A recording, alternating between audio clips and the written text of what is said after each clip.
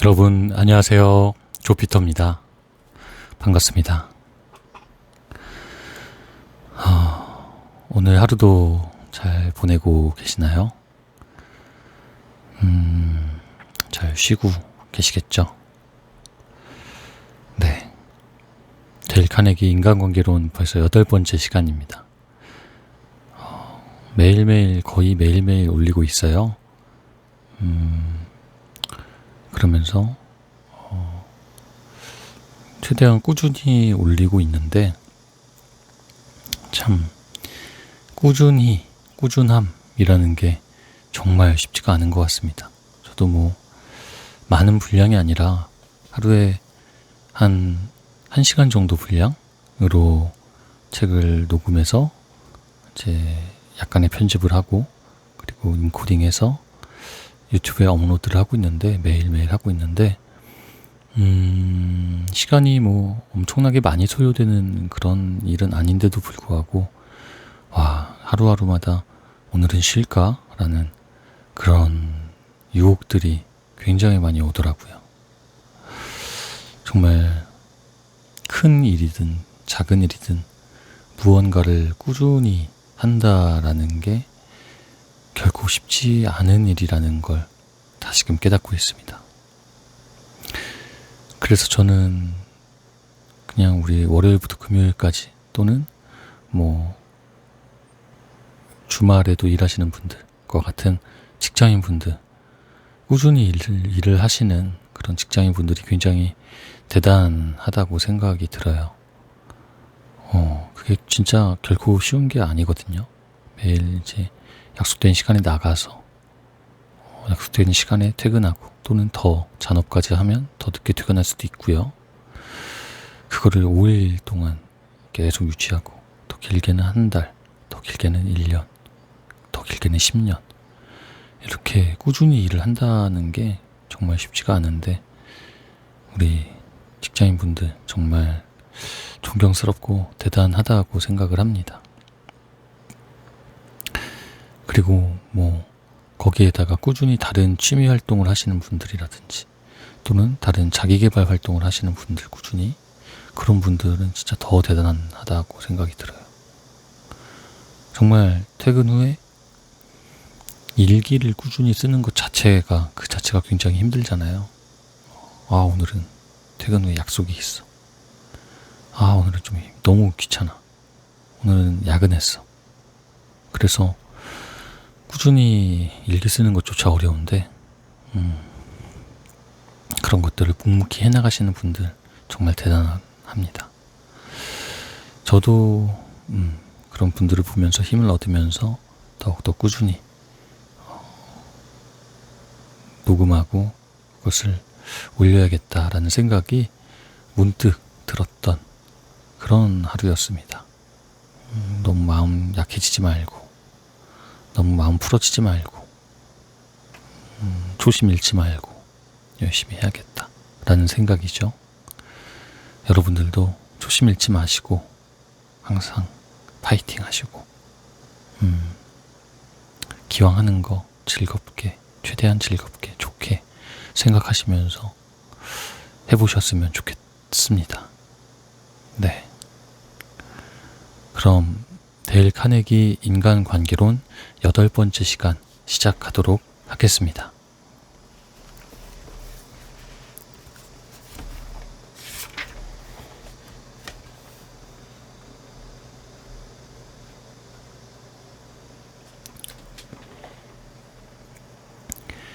(12장) 어떤 것도 통하지 않을 때 시도해보는 최후의 수단.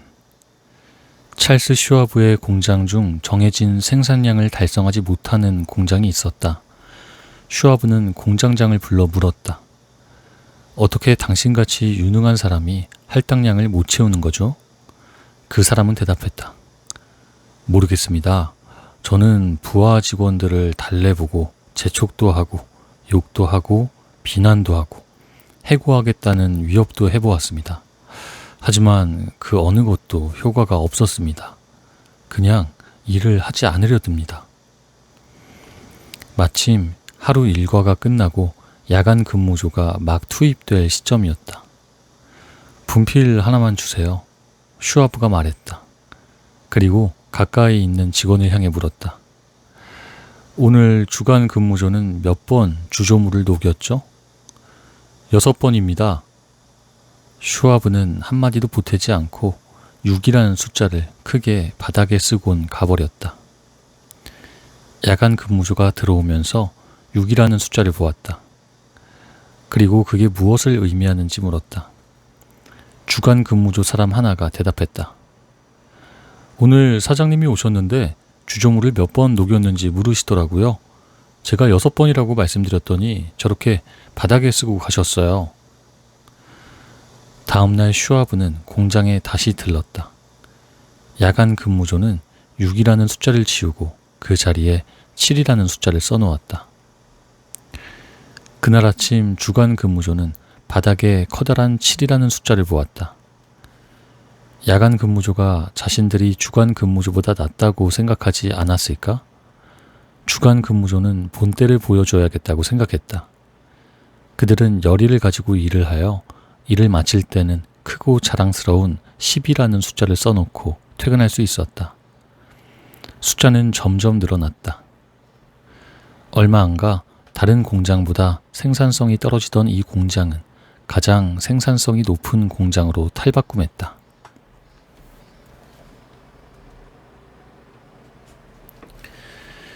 비결은 무엇이었을까?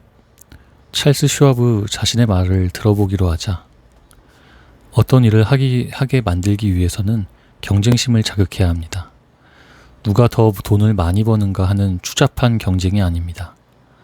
다른 사람보다 더 뛰어나고자 하는 욕망, 그게 경쟁심입니다. 다른 사람보다 뛰어나고 싶은 욕망, 투쟁심, 도전정신, 이런 것들이야말로 패기 있는 사람을 설득할 때 절대 실패하지 않는 방법이다. 도전정신이 없었다면 시어도어 루스벨트는 미국 대통령이 될 수 없었을 것이다. 의용 기병대 러프 라이더스를 모집해 승리로 이끌었던 루스벨트는 쿠바에서 돌아오자마자 뉴욕 주지사 후보로 선출되었다. 그런데 반대파였던 민주당이 루스벨트가 뉴욕주의 주민이 아니라는 사실을 발견했다. 덜컥 겁이 난 루스벨트는 사퇴를 검토했다. 그때 상원의원 토머스 콜리어 플랫이 루스벨트의 투쟁심에 불을 질렀다. 플랫은 갑자기 시어도어 루스벨트를 향해 쩌렁쩌렁 울리는 목소리로 질문을 던졌다. 미국 스페인전의 영웅이 겁쟁이였단 말이오?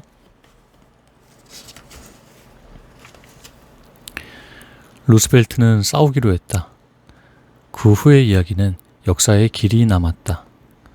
도전이 루스벨트의 삶을 바꾸어 놓았을 뿐 아니라 미국의 역사에도 커다란 영향을 미쳤다.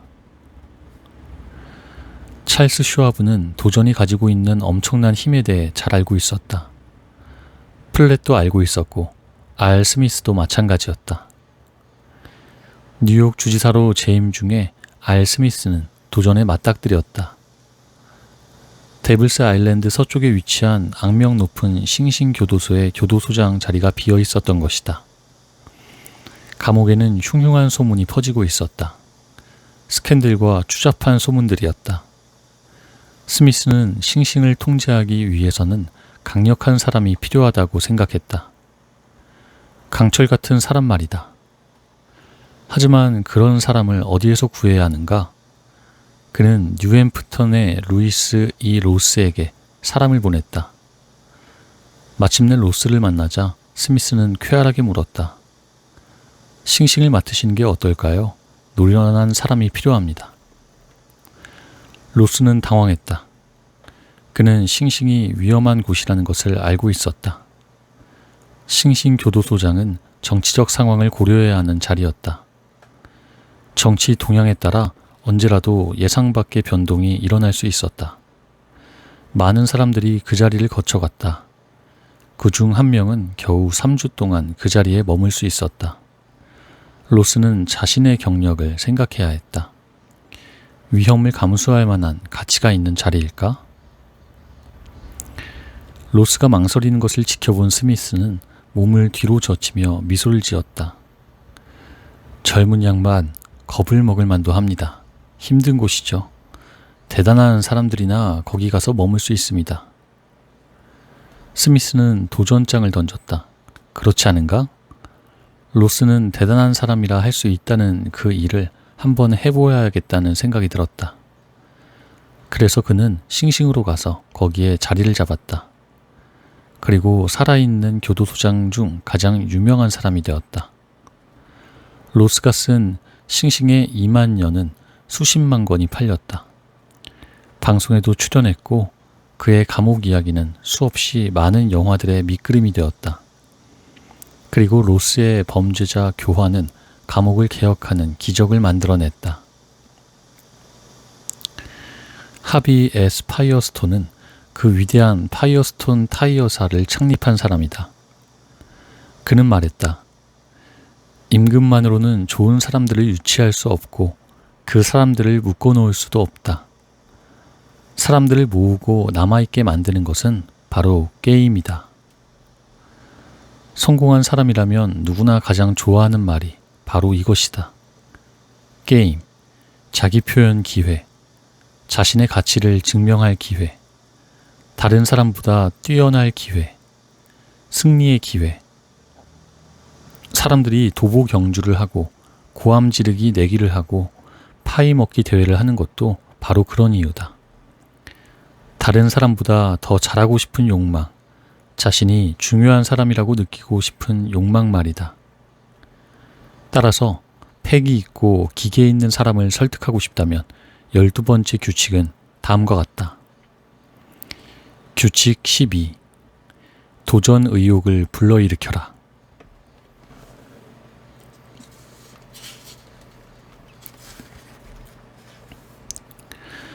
사람들을 설득하는 12가지 방법. 1. 논쟁을 이기는 유일한 방법은 논쟁을 피하는 것이다. 2. 다른 사람의 의견을 존중하라. 절대로 그 사람이 틀렸다고 이야기하지 마라. 3. 당신이 틀렸다면 빨리 분명히 인정하라. 4. 우호적으로 시작하라. 5. 다른 사람들로 하여금 당장 네라고 말하게 하라. 6. 다른 사람이 말을 많이 하도록 만들어라. 7. 다른 사람으로 하여금 스스로 생각해냈다고 여기도록 만들어라. 8. 진심으로 다른 사람의 관점에서 사물을 보려 애써라. 9. 다른 사람의 생각과 욕망에 공감하라. 10. 고상한 동기에 호소하라. 11. 당신의 생각을 극화하라. 12. 도전 의욕을 불러일으켜라.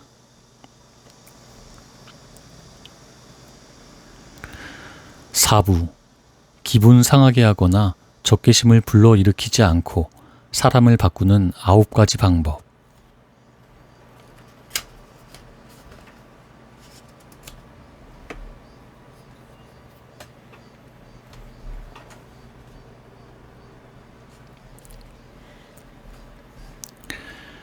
1장. 비판을 해야만 한다면 이렇게 시작하라. 친구 중 하나가 켈빈 쿨리지가 대통령이었던 시절 백악관에 초대를 받아 주말 동안 머무른 적이 있었다. 이리저리 돌아다니다 보니 대통령의 개인 사무실에 들어가게 되었는데 거기서 쿨리지가 비서 중 한 명에게 하는 이야기를 듣게 되었다. 오늘 아침 입은 드레스가 예쁘군요. 당신은 정말 매력적인 여성입니다. 말수가 적어 침묵의 켈빈이라는 별명을 가지고 있던 쿨리지로서는 이제껏 자신의 비서에게 해본 최고의 칭찬이었을 것이다. 워낙 이례적이었고 예상치도 못했던 칭찬에 그 여성은 당황하여 얼굴이 붉어졌다. 쿨리지는 덧붙였다. 그렇다고 자만하시지는 마시고요. 당신 기분이 좋아지라고 말했어요. 지금부터는 구두점에 조금 더 신경 써주시길 바랍니다. 쿨리지의 방법은 다소 노골적이기는 했다. 하지만 최고의 심리 작전이었다. 장점에 대한 칭찬을 듣고 난 후에는 불쾌한 이야기를 감당하기가 훨씬 더 쉬워지기 마련이다. 이발사도 칼을 대기 전에 먼저 거품을 바른다. 윌리엄 맥킨리가 1896년에 했던 행동도 그와 같았다. 당시 맥킨리는 대통령직을 놓고 경쟁 중이었다. 당시 한 저명한 공화당원이 연설문을 작성했다. 그는 자신이 쓴 글이 키케로, 패트릭 헨리, 다니엘 웹스터 같은 연설가들을 합친 것보다도 낫다고 생각했다. 이 사람은 기쁨에 가득 차 자신이 쓴 불멸의 연설문을 맥킨리 앞에서 읽었다.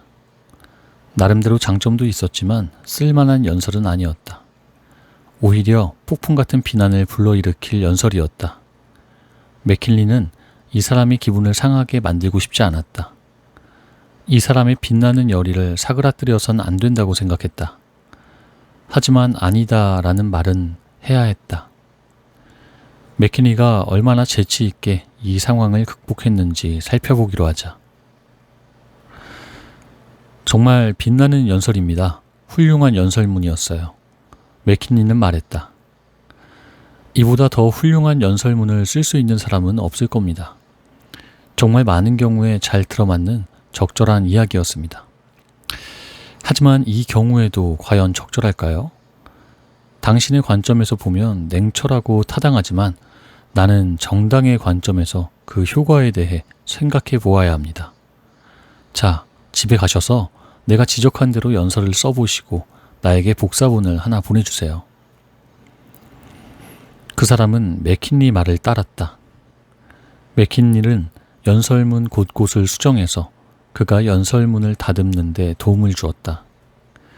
그 후 그 사람은 선거 유세에서 대단히 효과적인 연설자가 되었다.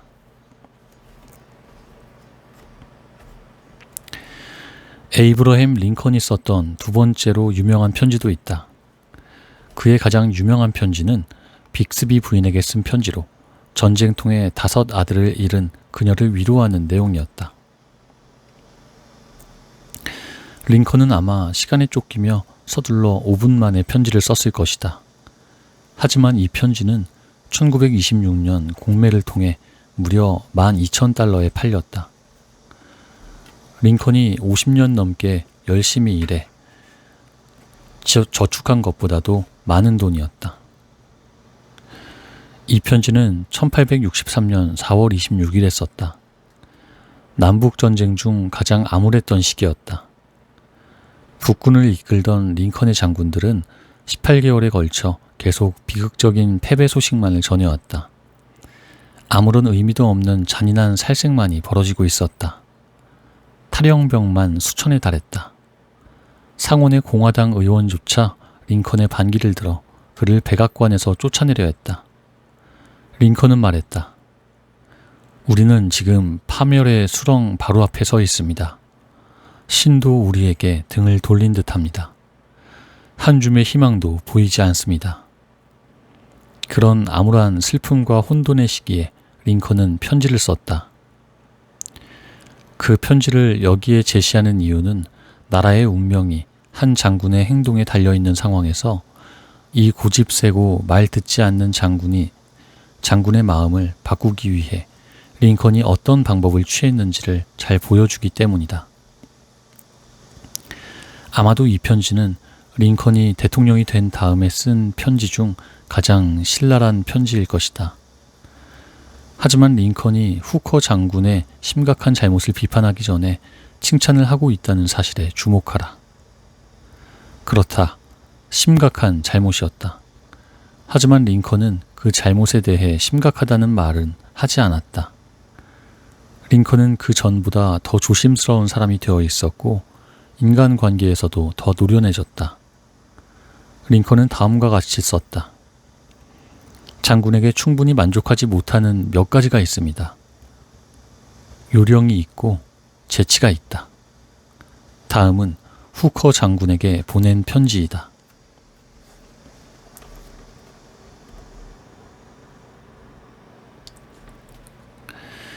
나는 장군을 포토맥군 사령관으로 임명했습니다. 물론 충분한 근거가 있어서 한 행동이었습니다. 하지만 내가 장군에게 충분히 만족하지 못하는 몇 가지가 있다는 점을 알려드리고 싶습니다. 나는 당신이 용감하고 노련한 군인이라고 믿고 있습니다. 물론 그런 점이 내가 좋아하는 부분입니다. 나는 또 당신이 군인으로서 당신의 일에 정치를 개입시키지 않고 있다고 믿고 있습니다. 그 점에서도 당신은 옳습니다. 당신은 스스로에게 확신을 가지고 있습니다. 반드시 가져야만 하는 특징은 아닐 수도 있지만 적어도 중요한 특징이라고 생각합니다. 당신은 야심이 있습니다. 그 야심이 지나치지 않고 적절한 범위 안에서라면 해를 끼치기보다는 이익을 가져다주는 면이 많을 겁니다. 하지만 번사이드 장군이 군을 지휘할 때 당신은 너무 야심에 의지한 나머지 있는 대로 번사이드 장군에게 반대했습니다. 그런 점에서 당신은 국가의 잘못을 저질렀고 많은 공적을 세운 명예로운 동료 장교들에게도 잘못을 저질렀습니다. 믿을 만한 소식통으로부터 최근에 당신이 군에도 정부에도 독재자가 필요하다는 말을 했다는 이야기를 들었습니다. 물론 그것 때문이 아니라 그것에도 불구하고 나는 당신에게 군을 지휘하라는 명령을 내리는 바입니다. 성공한 장군들만이 독재자가 될 수 있습니다. 내가 지금 당신에게 요구하는 것은 바로 군사적 성공입니다. 그 성공을 할 수 있다면 나는 독재의 위험이라도 감수하겠습니다. 정부는 최선을 다해 당신을 지원할 것입니다.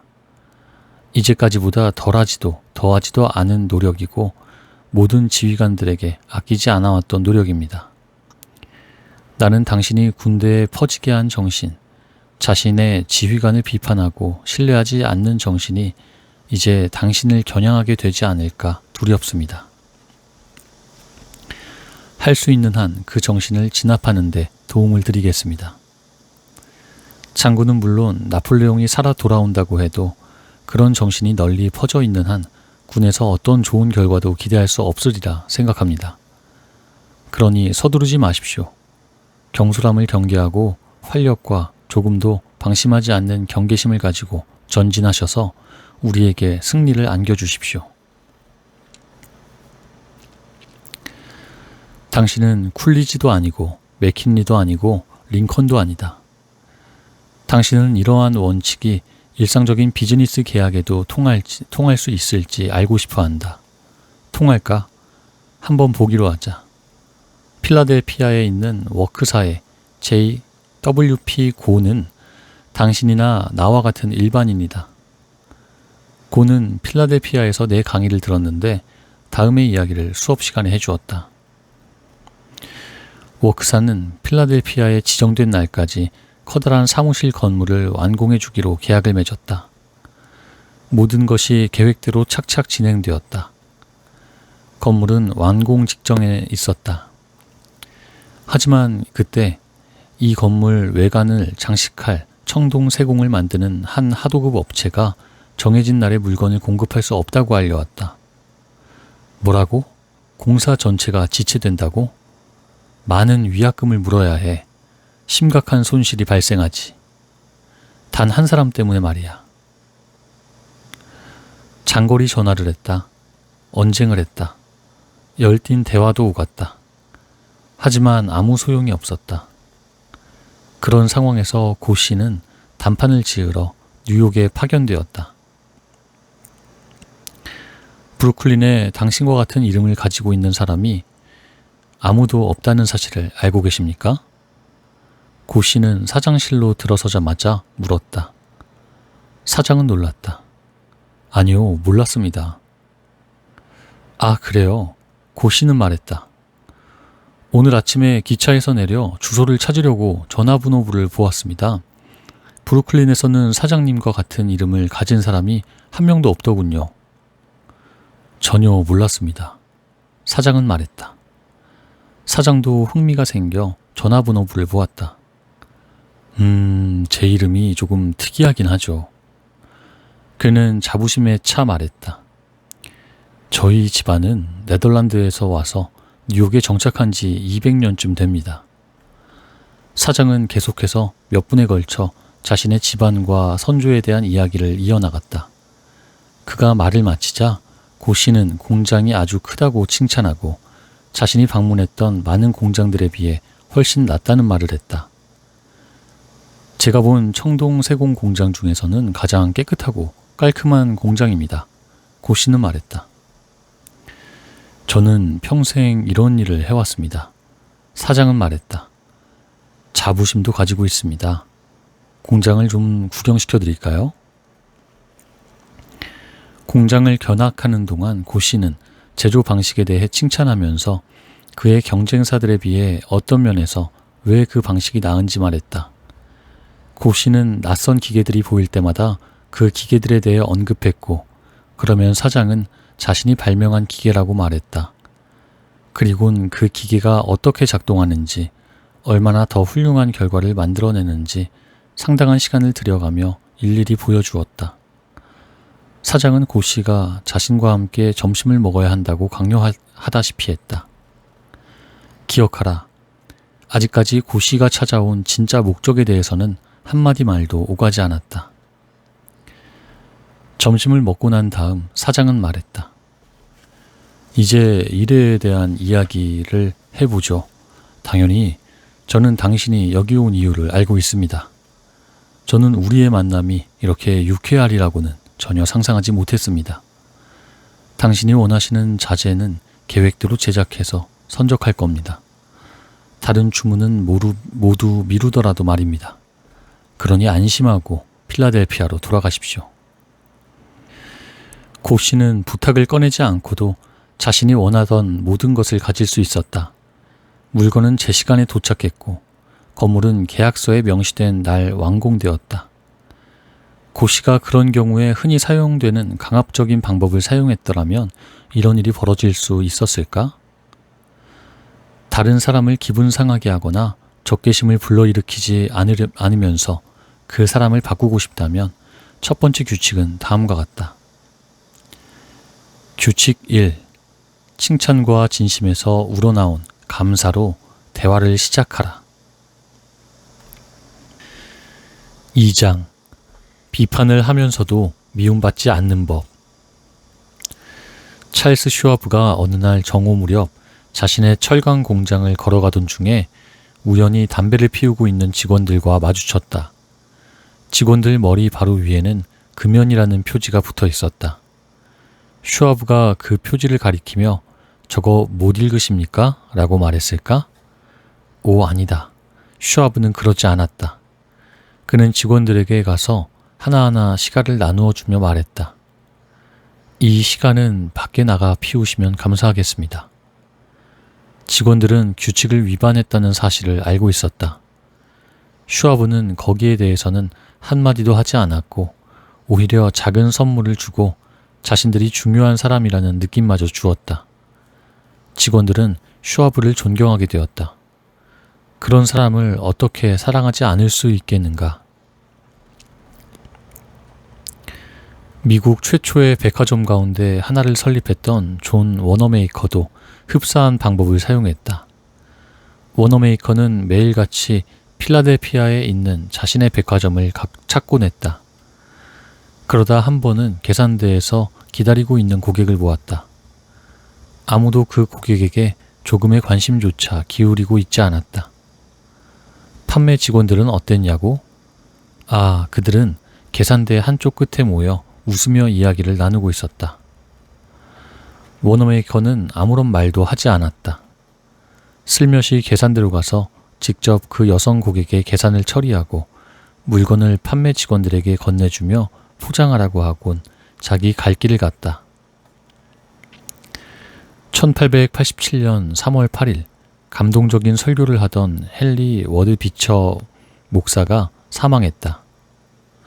다음 일요일에 리먼 에봇은 비처가 떠나 공석이 된 교회에서 설교해 달라는 부탁을 받았다. 최선을 다해야겠다고 마음먹은 에봇은 설교문을 쓰고 또 쓰고 다듬었다. 작가 플로베르라도 그렇게 꼼꼼하지 못했을 것이다. 글을 다 쓴 에봇은 자신의 아내에게 글을 읽어주었다. 글로 쓴 연설문이 대부분 그렇듯이 형편없었다. 판단력이 부족한 아내였다면 이렇게 말했을 것이다. 리먼, 끔찍해요. 이 글은 절대 안 돼요. 사람들은 잠들어 버릴 거예요. 무슨 백과사전 읽는 느낌이에요. 그렇게 오랫동안 설교를 해놓고 이렇게밖에 못 쓰나요? 제발 인간처럼 말할 수 없나요? 자연스럽게 행동할 수 없나요? 이런 걸 읽고 있으면 창피할 거예요. 아내는 이렇게 말할 수도 있었다. 그리고 만일 정말 그렇게 말했더라면 어떤 일이 일어났을지는 이제 당신도 충분히 짐작할 수 있을 것이다. 에봇의 아내도 알고 있었다. 그래서 그녀는 이건 노스 아메리칸 리뷰에 보내면 정말 좋은 글이라고만 했다. 다시 말해 그녀는 글을 칭찬하면서도 설교문으로는 적합하지 않다는 점을 교묘하게 암시했던 것이다. 리먼 에봇도 알아들었다. 그래서 자신이 열심히 쓴 원고는 찢어버리고 메모도 참고하지 않고 설교했다. 다른 사람의 기분을 상하게 하거나 적개심을 불러일으키지 않으면서 그 사람을 바꾸고 싶다면 두 번째 규칙은 다음과 같다. 규칙 2. 사람들의 잘못을 간접적으로 지적하라.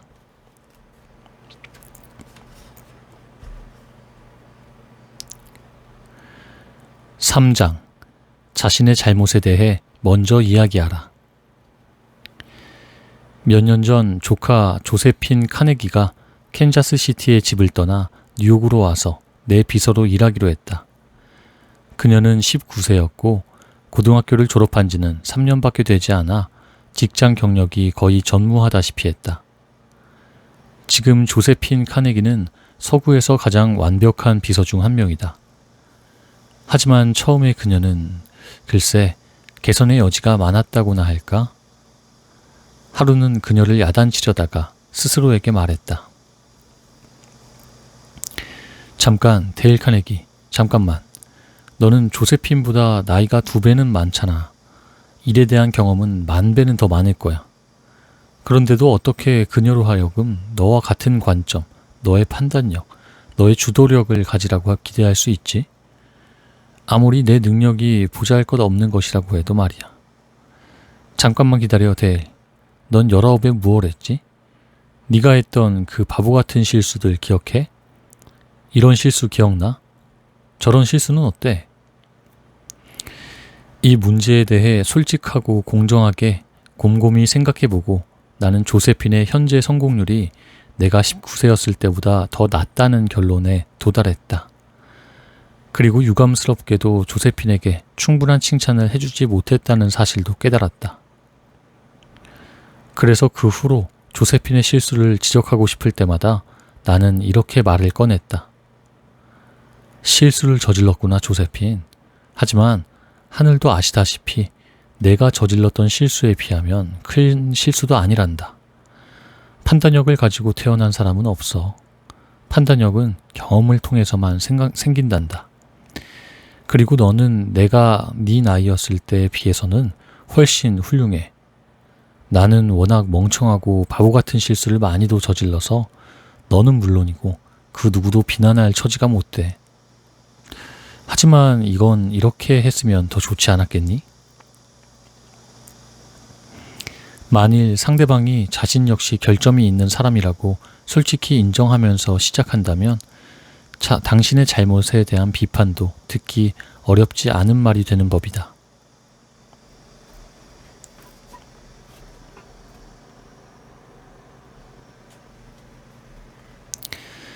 베른하르트 폰 벨로 후작은 1909년 이 원리를 절실하게 깨달았다. 당시 폰 벨로는 독일 제국의 총리였고 왕좌에는 비렐름 2세가 앉아 있었다.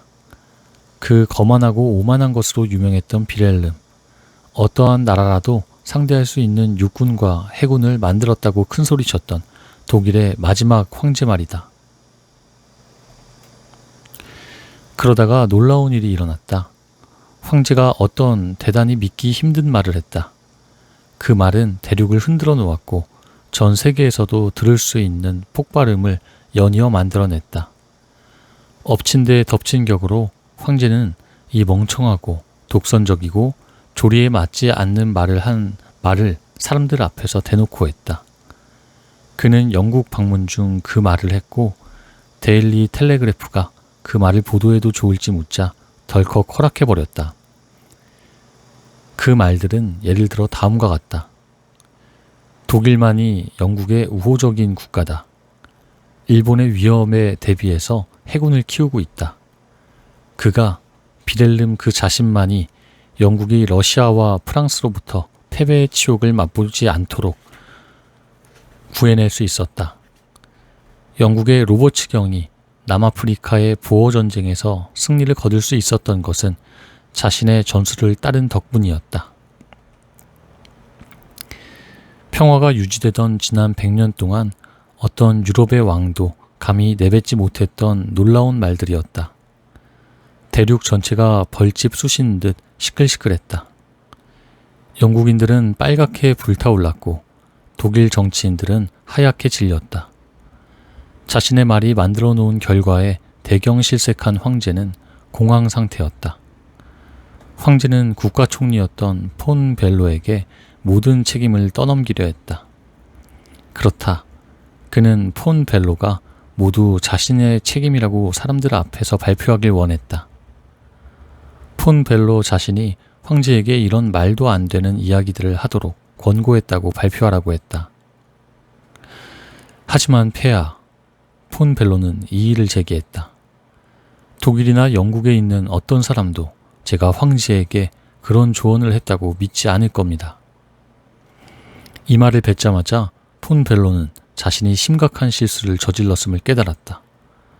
황제는 폭발했다. 당신은 나를 모자란 놈이라고 생각하는군.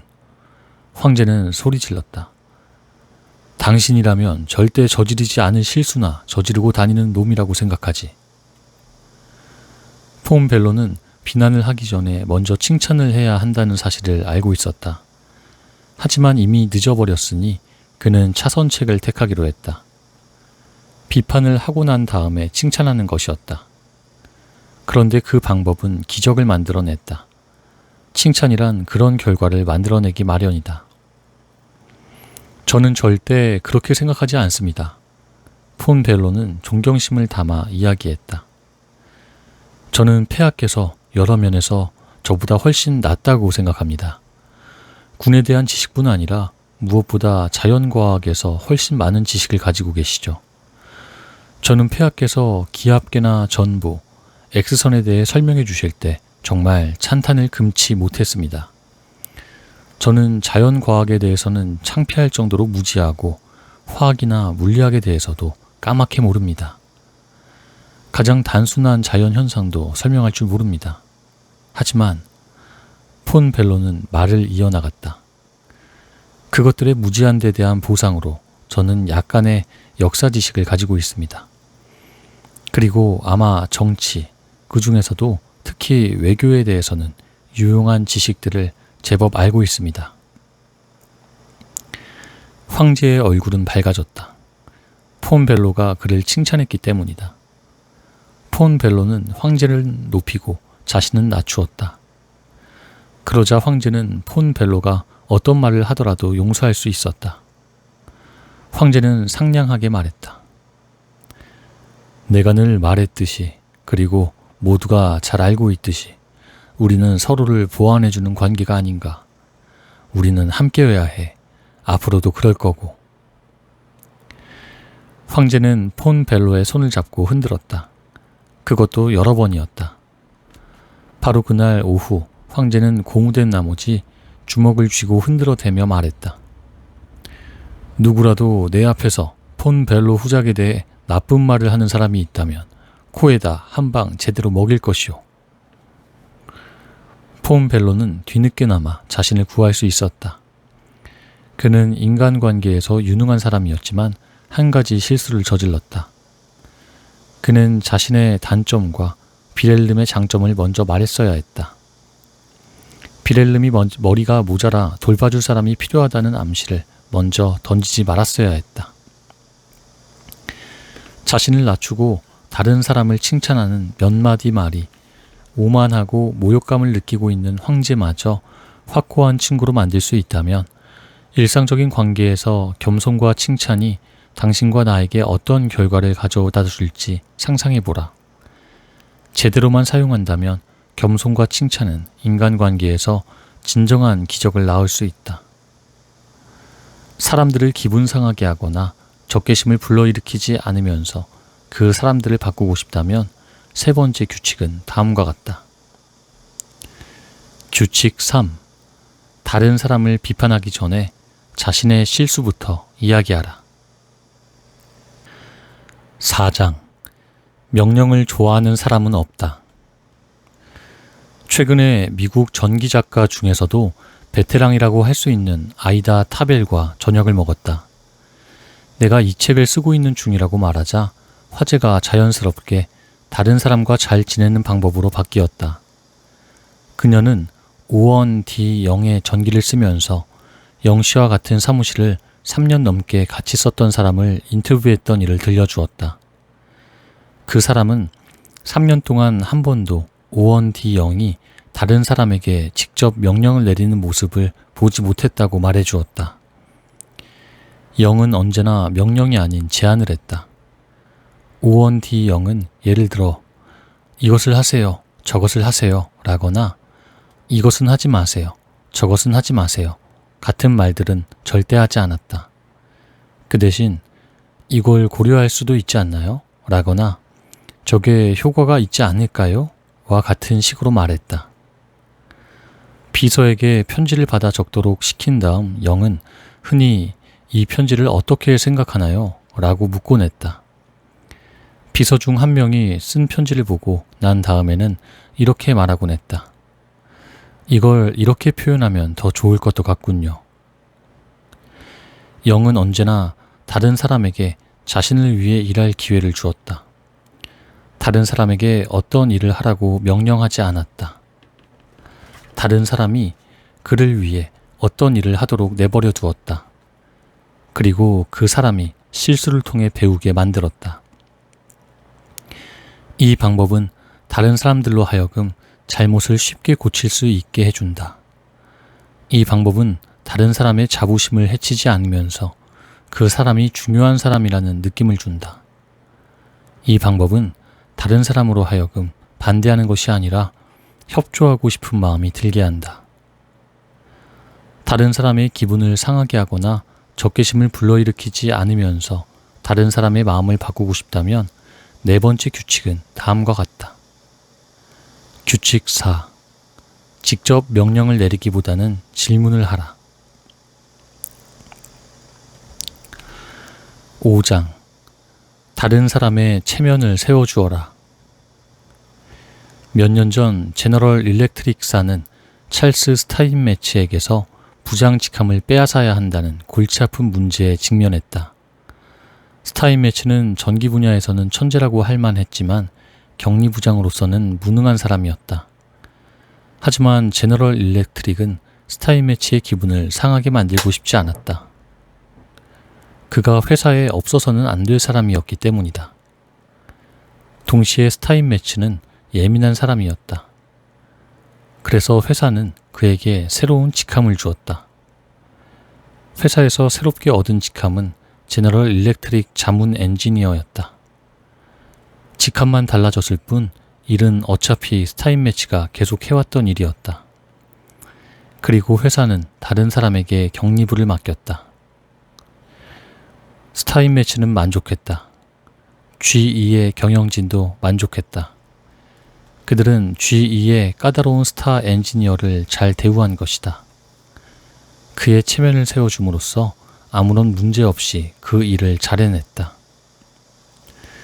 다른 사람의 체면을 세워주어라. 그것은 중요한, 정말 중요한 일이다. 그런데도 우리 중 얼마나 많은 사람이 이를 생각이라도 해보았는가? 우리는 다른 사람의 감정을 함부로 다루고 우리 마음대로 하고 흠잡고 위협하고 다른 사람들 앞에서 우리의 아이들이나 직원들을 비난한다. 그러면서 다른 사람의 자존심에 가해지는 상처에 대해서는 생각해 보지도 않는다. 하지만 잠깐만 생각해 보면 다른 사람을 배려하는 한두 마디의 말을 하거나 다른 사람의 태도를 진심으로 이해해 보려 하는 것만으로도 다른 사람의 상한 기분을 훨씬 누그러뜨릴 수 있을 것이다.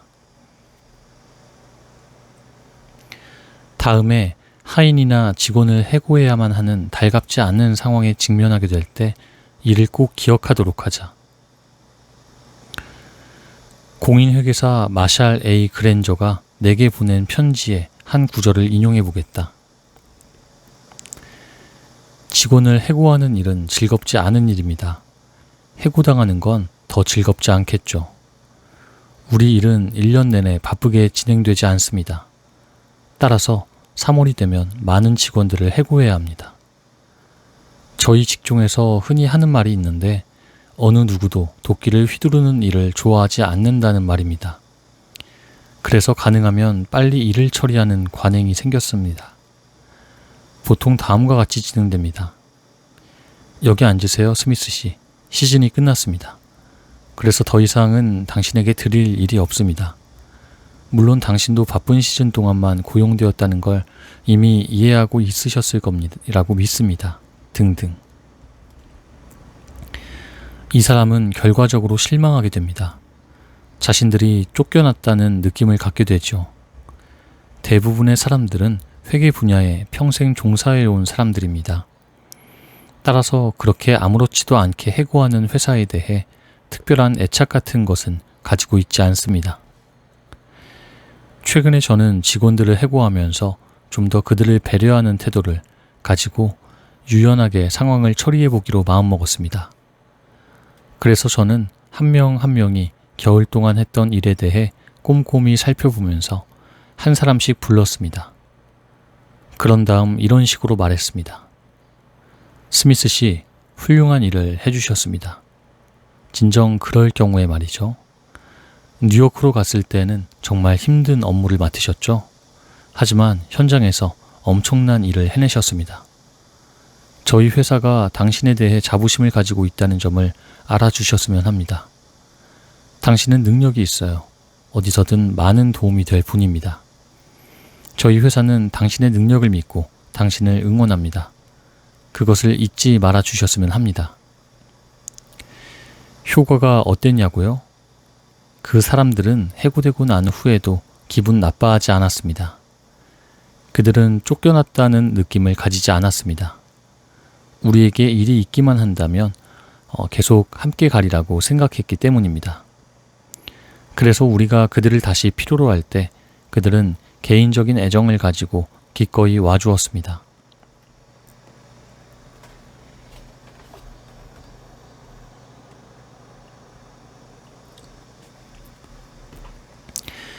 지금은 고인이 된 드와이트 모로우는 당장이라도 덤벼들어 서로의 목을 물어뜯을 것 같은 사람들마저 화해시키는 기묘한 능력을 갖고 있었다. 그의 방법은 어떤 것이었을까? 그는 양측 모두에서 옳고 공정한 면들을 꼼꼼히 따지고 그것을 칭찬하고 강조하고 세심하게 부각시켰다. 어떤 식으로 합의가 이루어지더라도 한 사람을 잘못했다고 타박하지 않았다. 모든 중재자가 명심해야 할 사안이다. 사람들이 체면을 세우도록 하라. 세상에서 진정 중요한 사람들은 개인적인 승리에 도취해 있는 것을 시간 낭비라고 여긴다. 예를 들어보자. 1922년 몇백 년에 걸친 지독한 대우 끝에 터키인들은 그리스인들을 터키 영토에서 영구적으로 몰아내기로 결정했다. 무스타파 케말은 터키군 앞에서 나폴레옹과 같은 연설을 했다. 그는 여러분들의 목표는 지중해입니다. 라고 말했다. 그리고 근대사에서 손꼽힐 정도로 격렬한 전쟁 중 하나가 시작되었고 그 결과 터키가 승리를 거두었다. 두 명의 그리스 장군 트리쿠피스와 디오니스가 케말의 본부에 항복하러 왔을 때 터키인들은 이 패배한 적들에게 심한 저주를 퍼부었다. 하지만 케말의 태도에서 승리의 기쁨이라곤 찾아볼 수 없었다. 앉으세요, 신사분들. 케말은 그들의 손을 붙잡고 말했다. 매우 피곤하실 것 같습니다. 그리고 그는 종전에 대해 상세하게 거론한 다음 그리스 패배의 아픔을 달래주었다. 케말은 군인 대 군인으로서 그리스 장군들에게 말했다. 전쟁이란 아무리 뛰어난 사람이라도 때로는 패배하는 게임입니다. 승리의 감격에 도취해 있는 와중에도 케말은 다음과 같은 중요한 규칙을 기억하고 있었다. 우리를 위한 5번째 규칙이다. 규칙 5. 다른 사람의 체면을 세워주어라.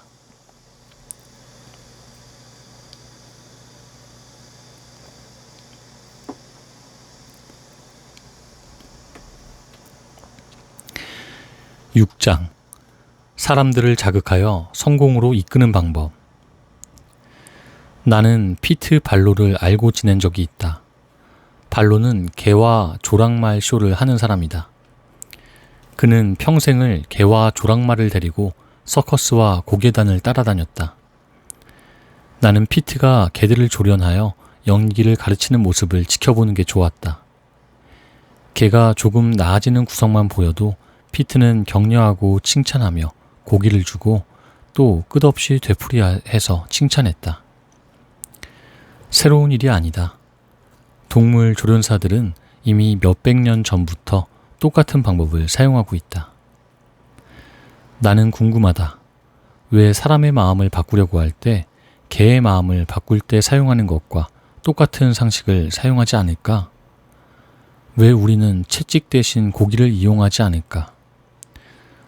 비난 대신 칭찬을 사용하는 게 어떨까?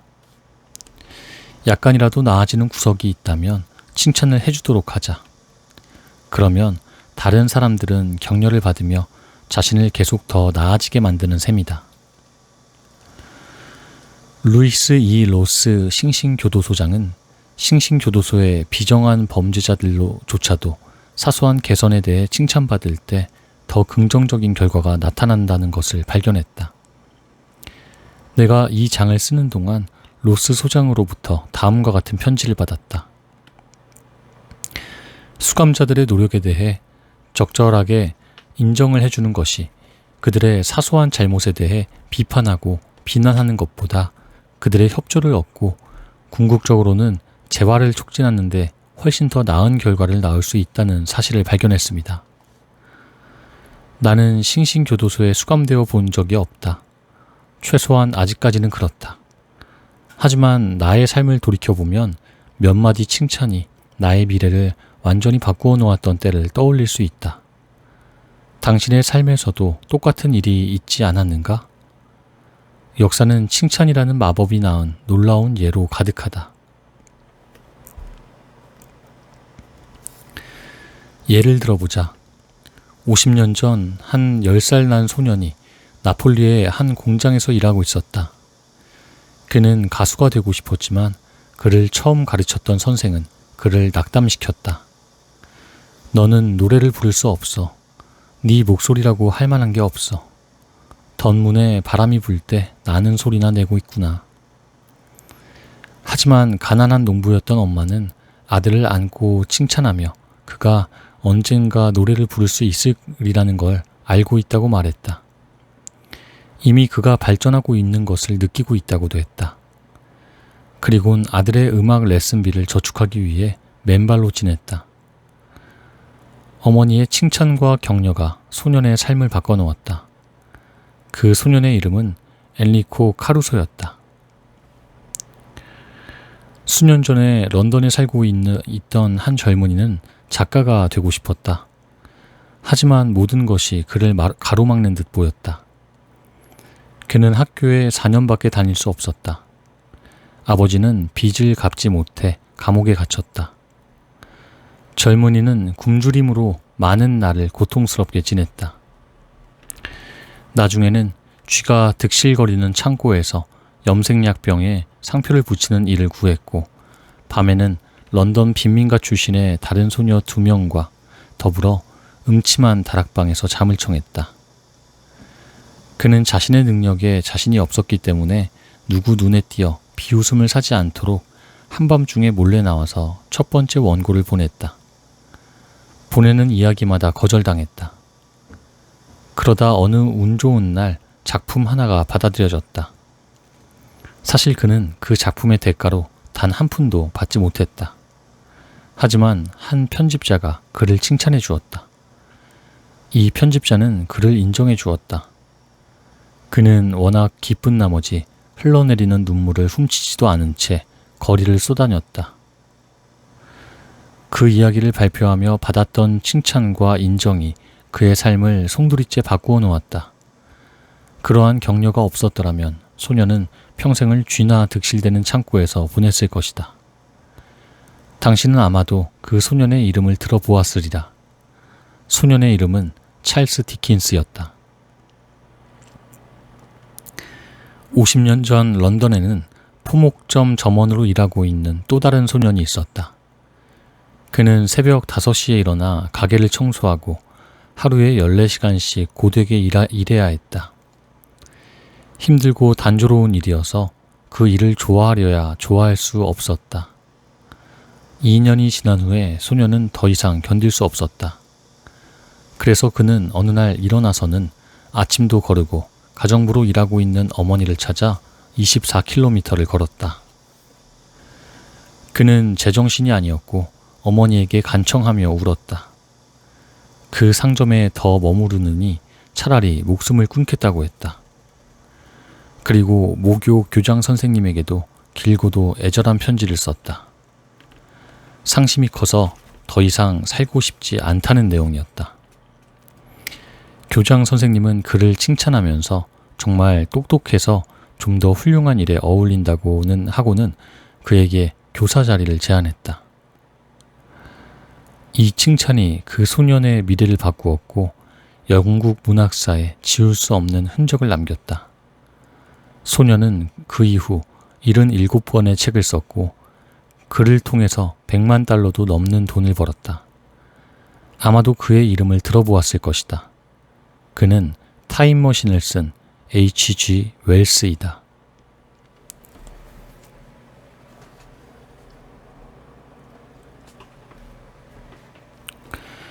(1922년으로) 돌아와 보자.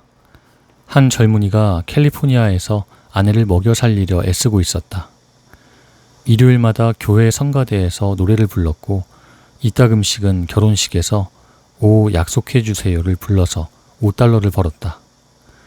너무도 가난해서 도심에서 살 수 없었던 그는 한 달에 $12 50센트를 내고 포도밭 한가운데 다 쓰러져가는 집을 세내어 살았다.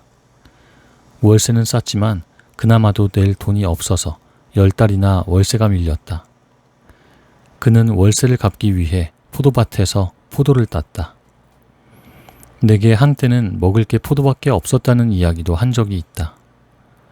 낙심한 나머지 그는 가수 경력 따위는 포기하고 먹고 살기 위해 트럭을 팔기로 했다. 그러나 바로 그때 루퍼트 휴스가 그를 칭찬했다. 휴스는 그에게 말했다. 위대한 가수의 소질이 있어요. 뉴욕에 와서 공부하는 게 좋겠어요. 그 젊은이는 내게 그 약간의 칭찬, 그 사소한 격려가 자신의 삶의 전환점이 되었다고 말해주었다. 칭찬에 고무된 그는 $2,500를 빌려서 동부로 왔다. 아마 이 사람의 이름도 들어보았을 것이다. 그는 오페라 가수 로렌스 티벳이다.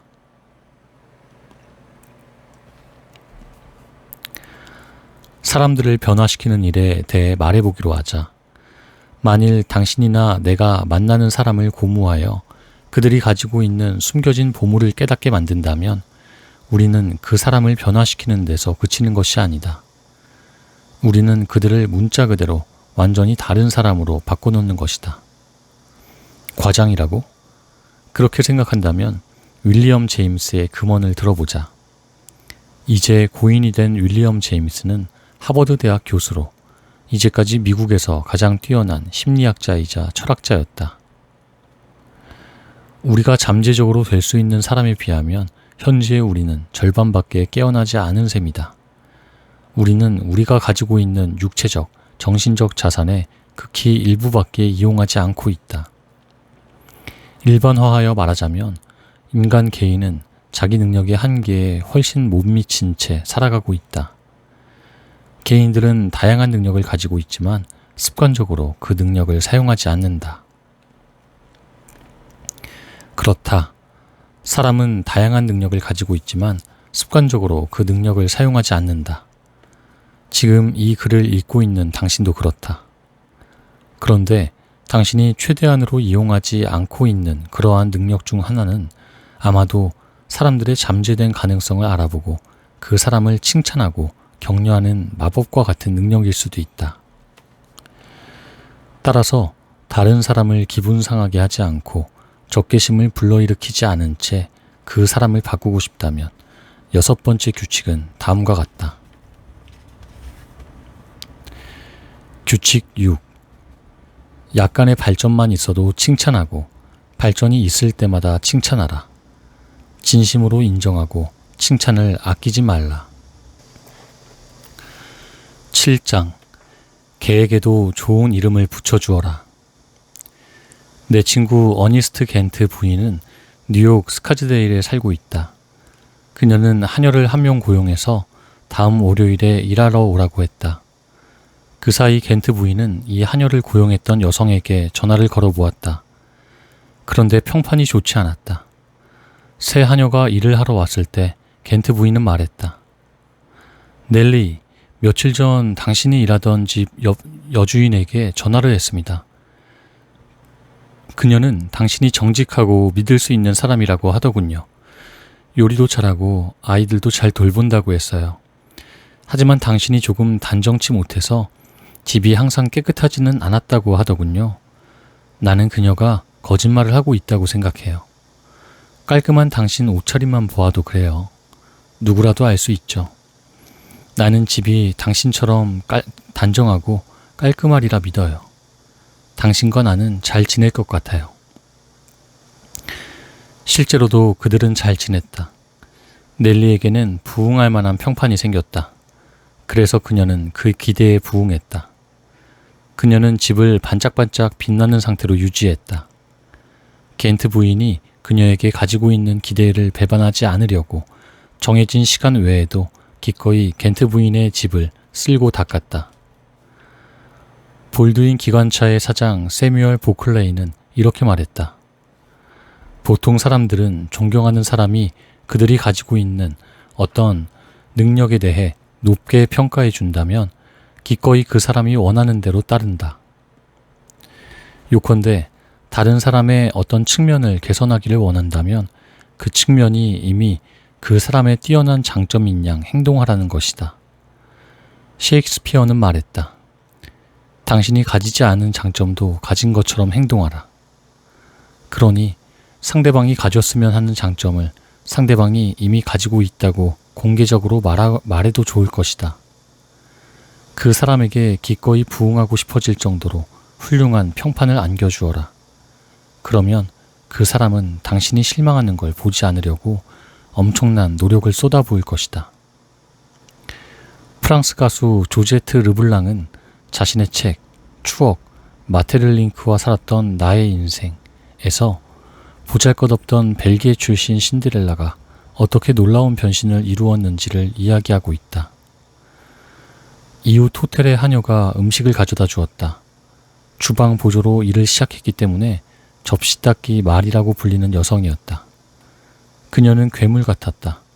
사팔뜨기의 안장다리였고 몸과 마음이 모두 형편없는 상태였다. 하루는 그녀가 내 마카로니 접시를 닦고 있는 동안 솔직하게 그녀에게 말했다. 마리, 당신은 당신 안에 어떤 보물이 숨겨져 있는지 모르는 것 같군요. 자신의 감정을 감추는 데 익숙한 마리는 얼어붙었다. 조금이라도 몸을 움직였다가는 어떤 파국에 마주치게 되리라 생각하는 것 같았다. 이윽고 마리는 접시를 테이블에 놓고 한숨을 내쉬며 솔직하게 말했다. 부인, 예전이었다면 그 말씀을 믿지 않았을 겁니다. 그녀는 의심하지 않았다. 질문도 하지 않았다. 그저 부엌으로 가서 내가 했던 말을 되뇌어 볼 따름이었다. 믿음의 힘이란 워낙에 강력하여 다시는 어느 누구도 그녀를 감히 조롱하지 못했다. 그날부터 그녀는 심지어 배려도 받기 시작했다. 하지만 무엇보다 믿을 수 없는 변화는 보잘것없던 말이 자신에게서 일어났다. 자신이 비범한 사람이라는 걸 믿기 시작한 그녀는 얼굴과 몸을 가꾸기 시작했다. 감춰졌던 젊음이 꽃 피어나면서 못생긴 외모는 어느 정도 가려졌다. 2달 후 그곳을 떠나려던 참에 그녀가 주방장의 조카와 결혼한다는 소식을 전해왔다. 그녀는 말했다. 저는 숙녀가 될 거예요. 그리곤 나에게 감사했다. 작은 표현 하나가 그녀의 삶을 바꾸어 놓은 것이다. 조제트 르블랑은 접시 닦기 마리에게 부응하고 싶은 평판을 주었다. 그 평판이 그녀를 완전히 바꾸어 놓았다. 헨리 클레이 리스너는 프랑스에 주둔하고 있는 미군 병사의 품행을 개선시키고자 같은 방법을 이용했다. 그는 가장 인기가 많은 미국 장군 중 하나였던 제임스 G. 하보드 장군이 리스너 자신에게 자신의 생각에는 프랑스에 주둔하고 있는 200만 명에 달하는 미군이 그가 보고 만났던 군인 중 가장 깨끗하고 이상적인 군인이라고 말했다고 했다. 지나친 칭찬이라고? 그럴 수도 있다. 하지만 리스너가 이 칭찬을 어떻게 이용했는지 주목해보라. 저는 병사들에게 하보드 장군이 했던 말을 그대로 전했습니다. 리스너는 말했다. 그 말이 사실인지 아닌지는 잠시도 생각해보지 않았습니다. 사실이 아니라고 하더라도 병사들이 하보드 장군의 생각을 알게 되면 그 방향으로 노력하게 될 것이라고 알고 있었기 때문입니다. 오래된 속담이 있다. 개에게 나쁜 이름을 붙여주면 그 개를 매달고 싶어질 것이다. 반대로 개에게 좋은 이름을 붙여보라. 그리고 어떤 일이 일어나는지 지켜보라. 부자든 가난한 사람이든 거지든 도둑이든 거의 모든 사람들은 자신에게 정직한 사람이라는 명성이 주어지면 그 기대에 부응하려 든다. 싱싱 교도소장 로스는 말했다. 교도소장이 이런 말을 하면 믿어도 좋다. 사기꾼에게 속지 않을 수 있는 방법이 단 한 가지 있습니다. 그 사람이 명예를 소중히 하는 신사인 것처럼 대우하세요. 그 사람이 그러한 대우를 받는 것이 당연한 것처럼 행동하세요. 그러면 그 사람은 그러한 대접에 기분이 좋아져서 거기에 부응하려고 합니다. 누군가 자신을 믿어준다는 사실에 자부심을 갖는 거죠. 따라서 기분을 상하게 하거나 적개심을 불러일으키지 않고 다른 사람의 행동에 영향을 미치고 싶다면 7번째 규칙을 기억하라. 규칙 7. 기꺼이 부응할 만한 평판을 부여하라.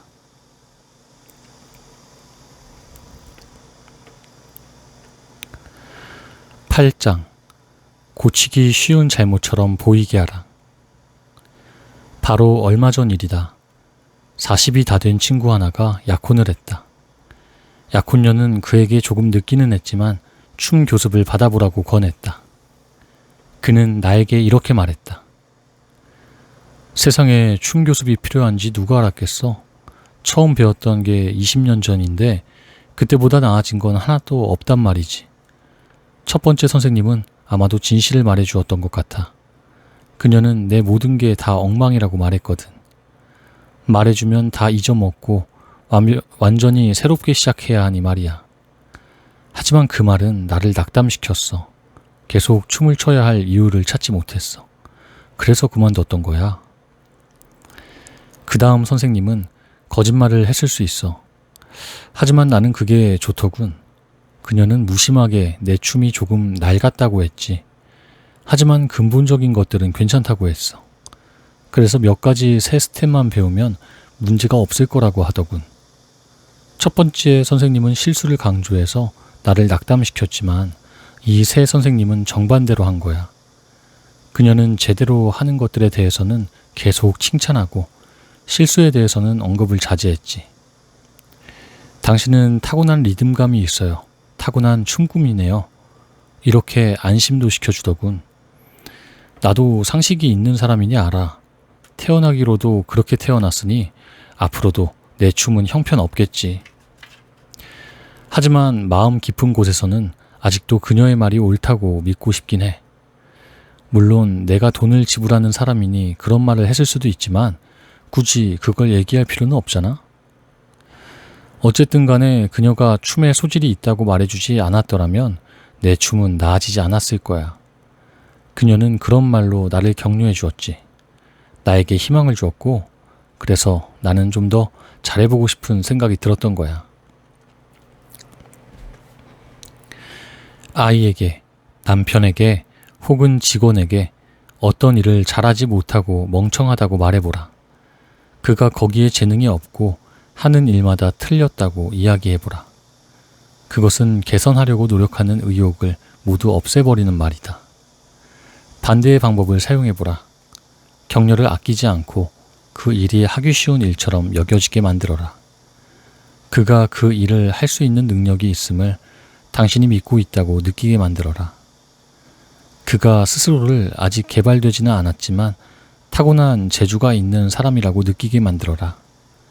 그러면 그 사람은 다른 사람보다 더 잘하기 위해 창밖에 먼 동이 틀 때까지 연습하고 또 연습할 것이다.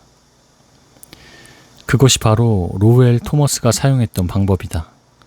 그는 인간관계 분야에서 뛰어난 예술가라고 할 만한 사람이었다. 그는 사람들의 능력을 개발하고 자기 확신을 준다. 사람들에게 용기와 믿음을 불어넣는다.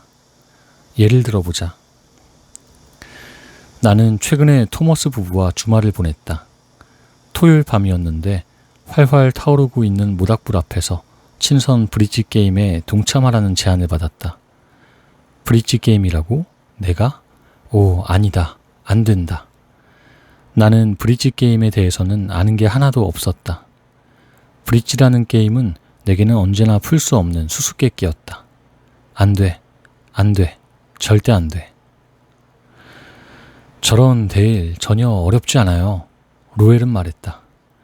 기억력과 판단력만 있으면 돼요. 당신은 이미 기억력에 대한 글도 쓴 적이 있잖아요. 당신에게 브릿지 게임은 누워서 떡먹기예요. 당신 적성에 딱 맞을 거예요. 그리고 놀랍게도 부지불식간에 나는 처음으로 브릿지 게임 테이블에 앉아 있었다. 내가 타고난 재주가 있을 거라는 이야기를 들었기 때문이고 게임이 어렵지 않아 보였기 때문이다. 브릿지 게임 이야기를 하니 엘리 캘버트슨이 떠오른다. 브릿지 게임을 하다 보면 그의 이름이 언급되기 마련이다. 그가 쓴 브릿지 게임 책은 여러 언어로 번역되었고 100만 권도 넘게 팔렸다. 컬버터스는 한 젊은 여성이 자신에게 브릿지 게임에 타고난 재주가 있다고 확신시켜주지 않았더라면 브릿지 게임을 직업으로 삼지 않았을 것이라고 내게 말한 적이 있다. 컬버트슨이 1922년 미국에 왔을 때 그는 철학과 사회학을 가르치고 싶었지만 일자리를 구하지 못했다. 그런 다음 그는 석탄을 팔아보고자 했지만 그 일에 실패했다. 그런 다음에는 커피를 팔아보려 했지만 역시 실패했다. 그 당시에는 브릿지 게임을 가르쳐야겠다는 생각은 전혀 하지 못했다. 당시 컬버트스는 카드에 능숙하지도 않았을 뿐 아니라 고지식하기도 했다. 그가 워낙 많은 질문을 던졌고 게임이 끝나고 난 후 계속해서 복귀를 하는 바람에 그 누구도 같이 게임을 하려 들지 않았다. 그때 컬버트스는 조세핀 딜론이라는 아름다운 브릿지 게임 선생을 만났다. 그는 사랑에 빠졌고 두 사람은 결혼했다. 그녀는 자신의 남편이 카드를 꼼꼼하게 분석한다는 점에 주목했고 그가 아직 개발되지 않은 천재적인 게임 능력을 가지고 있는 사람이라고 납득시키려 했다. 그 격려 때문에 바로 그 격려 덕분에 컬버트스는 브릿지 게임을 직업으로 삼게 되었다. 따라서 다른 사람을 기분 상하게 하지 않고 적개심을 불러일으키지 않으면서 그 사람을 바꾸고 싶다면 8번째 규칙은 다음과 같다. 규칙 8. 격려하라. 고쳐주고 싶은 잘못은 고치기 쉬운 잘못처럼 보이게 하라. 다른 사람이 해주었으면 하는 일은 쉬운 일처럼 보이게 만들어라.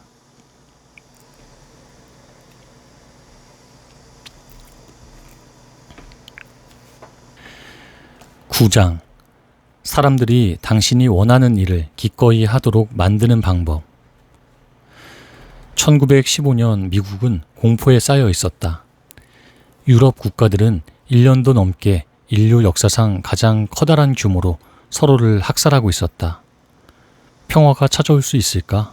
누구도 알 수 없었다. 하지만 우드로 윌슨은 평화를 불러오기로 마음먹었다. 그는 자신을 대신하는 평화 특사를 보내 유럽의 지도자들과 상의해 보려 했다. 국무장관이었던 윌리엄 제닝스 브라이언은 자신이 그 자리에 가기를 원했다. 그도 평화를 지지하는 사람이었기 때문이다. 브라이언은 대단한 업적을 쌓고 자신의 이름을 후대에 길이 남길 수 있는 기회가 왔다고 생각했다. 하지만 윌슨은 그의 막역한 친구 하우스 대령을 임명했다. 그리고 하우스에게는 브라이언의 기분을 상하게 만들지 않으면서 이 소식을 그에게 알려야 하는 골치 아픈 임무도 같이 주어졌다. 내가 평화 특사로 유럽에 가게 되었다는 이야기를 들은 브라이언은 실망한 기색을 보였다. 하우스 대령은 자신의 일기에 이렇게 기록했다. 하지만 그는 다음에 무슨 말을 할지 이미 계획하고 있었다. 나는 대통령은 누구라도 이 일을 공식적으로 하는 것은 현명하지 않다고 생각한다고 전했다. 그의 유럽 입국은 많은 관심을 끌게 될 터이고 사람들은 왜 그가 거기에 가는지 궁금해할 것이다. 암시하는 바를 느꼈는가? 하우스는 사실상 브라이언이 그런 사소한 일을 하기에는 너무 중요한 사람이라고 말한 셈이다. 브라이언은 만족했다. 세상 일에 능숙하고 경험이 많은 하우스 대령은 인간관계에서 중요한 규칙 중 하나를 실천했다. 항상 다른 사람들로 하여금 당신이 제안하는 일을 행복해하면서 하도록 만들어라. 우드로 윌슨 역시 윌리엄 깁스 메가두를 자신의 강요로 임명하면서 이 원리를 실천에 옮겼다. 물론 장관이 되는 것 자체가 대단히 영예로운 일이지만 윌슨은 이 일을 다른 사람으로 하여금 자신이 정말 중요한 사람이라고 느끼게 만드는 기회로 삼았다. 메가두 자신의 말로 들어보자. 그 윌슨은 자신이 내각을 꾸리고 있는데 제가 재무장관 자리를 수락해주면 정말 기쁘겠다고 말했습니다. 그의 말하는 방식은 대단히 유쾌했습니다. 제가 그 영예를 받는 것인데도 마치 그의 부탁을 들어주는 것 같은 느낌을 주었습니다. 불행하게도 윌슨은 그런 재치를 항상 보여주지는 못했다. 만일 그랬다면 역사는 달라졌을 것이다. 예를 들어 윌슨은 상원과 공화당이 미국의 국제연맹에 가입하는데 기꺼이 동의하도록 만들지 못했다. 엘리오 루트, 휴스, 헨리 캐봇 로지는 물론 그 어떤 저명한 공화당 위원이 평화회담에 동석하는 것도 거부했다. 그 대신 윌슨은 자신이 속해 있던 민주당의 이름도 없는 사람들을 동반했다. 윌슨은 공화당원들을 무시했다. 국제연맹은 자신뿐 아니라 공화당의 생각이기도 했다는 것을 받아들이려 하지 않았다. 그는 공화당이 이 문제에 숟가락을 얹는 수작을 허용할 수 없다고 했다. 인간관계를 이렇게 거칠게 다룬 결과 윌슨은 자신의 경력을 망치고 건강을 잃고 수명마저 단축시켰다. 미국은 국제연맹에 가입하지 못했고 세계 역사는 바뀌었다. 저명한 출판사 더블데이 페이지는 항상 다른 사람으로 하여금 당신이 제안하는 일을 즐겁게 하도록 만들어라는 원리를 따르고 있다. 이 회사는 이 원리를 정말 잘 실천했던 나머지 작가 오 헨리는 다른 출판사에서 자신의 소설을 받아들여 주었을 때보다도 더블데이에서 거절을 당했을 때 오히려 더 기분이 좋았다고 말할 정도였다. 더블데이 페이지 출판사가 자신의 단편 소설 한 편을 거절하면서 워낙 상냥하고 호의적인 태도를 취했기 때문이었다. 연설 기회는 물론 친구의 초대도, 도움을 받았던 사람의 초대도 거절할 수밖에 없었던 한 사람을 알고 있다. 하지만 그가 워낙 능숙한 태도로 거절을 해서 상대방도 그의 거절에 만족할 정도였다. 어떤 방법을 사용했을까? 그는 너무 바쁘고 이런저런 사정이 있고 이런 사실에 대해서는 이야기하지 않았다. 그래선 안 된다. 그는 일단 초대에 감사하고 그 초대를 받아들일 수 없음에 유감을 표한 다음 자신을 대체할 수 있는 연설자를 추천했다. 다시 말해 그는 상대방에게 자신의 거절에 대해 기분 나빠할 시간을 주지 않았다. 그 순간 상대방으로 하여금 다른 연설자에 대해 생각해 보도록 만들었으니까. 제 친구 브루클린 이글 편집장 클리블랜드 로저스가 연설하는 건 어떨까요? 그는 제안하곤 했다. 아니면 기 히콕은 생각해 보셨나요? 그는 파리에 15년을 살았으니 유럽 통신원으로서 자신이 경험한 재미있는 이야기가 많을 거예요. 아니면 리빙스턴 롱펠로는 어떨까요?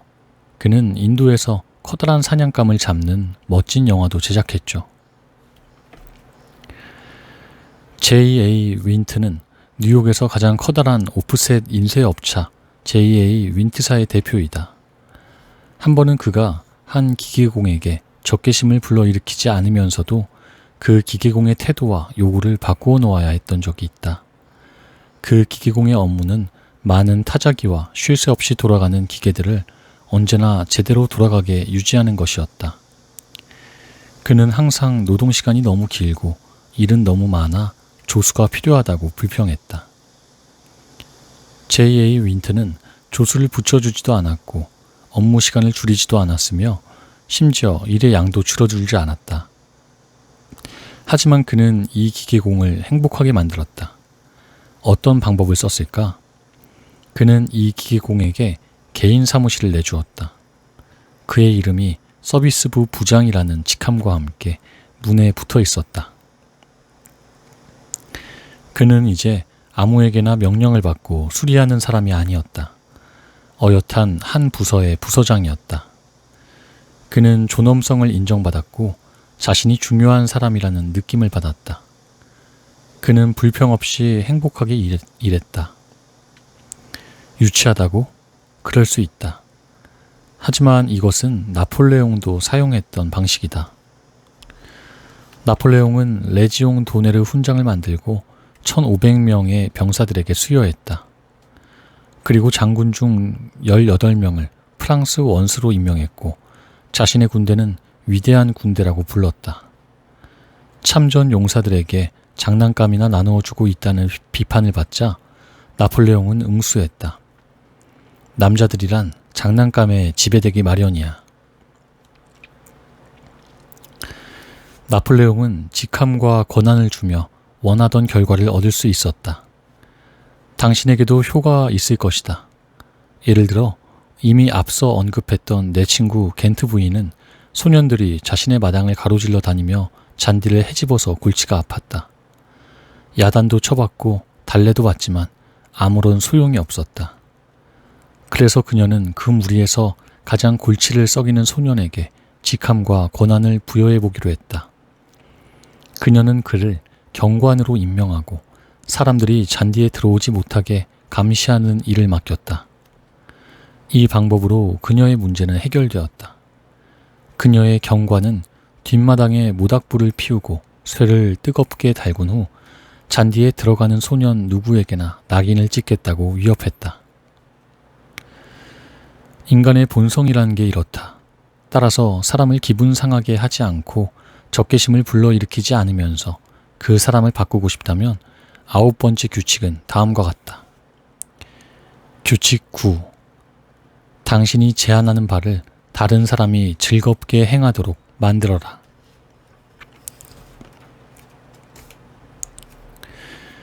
기분 상하게 하거나 적개심을 불러일으키지 않고 사람을 바꾸는 9가지 방법. 1. 칭찬과 진심에서 우러나온 감사로 대화를 시작하라. 2. 사람들의 잘못을 간접적으로 지적하라. 3. 다른 사람을 비판하기 전에 자신의 실수부터 이야기하라. 4. 직접 명령을 내리기보다는 질문을 하라. 5. 다른 사람의 체면을 세워주어라. 6. 약간의 발전만 있어도 칭찬하고 발전이 있을 때마다 칭찬하라. 진심으로 인정하고 칭찬을 아끼지 말라. 7. 기꺼이 부응할 만한 평판을 부여하라. 8. 격려하라. 고쳐주고 싶은 잘못은 고치기 쉬운 잘못처럼 보이게 하라. 다른 사람이 해주었으면 하는 일은 쉬운 일처럼 보이게 만들어라. 9. 당신이 제안하는 바를 다른 사람이 즐겁게 행하도록 만들어라.